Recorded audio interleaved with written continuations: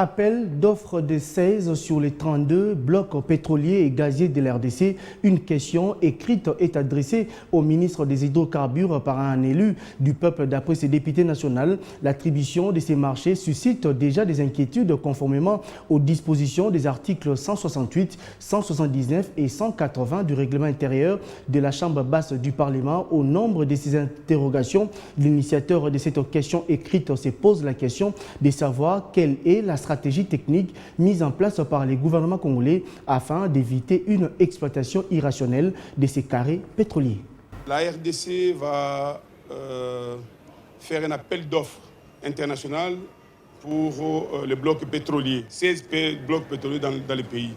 Mais curieusement, comme élu du peuple, ça pose un problème.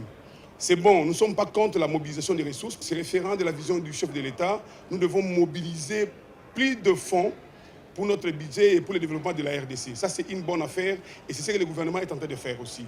Mais il y a un problème. Faire un appel d'offres en bloc, de façon générale, où nous prenons 16 blocs pétroliers, nous mettons à la portée de tout le monde. Pourtant, avant que nous puissions faire ça, il y a des préalables. Il est vrai que le ministère a fait quelques préalables, mais ça reste encore à vérifier. Mais je ne suis pas certain que les sociétés congolaises vont certainement soumissionner et gagner les marchés. Alors, c'est pas tenir compte de tout ce qui va se faire. Mais c'est bien, je sais que les étrangers vont en avoir.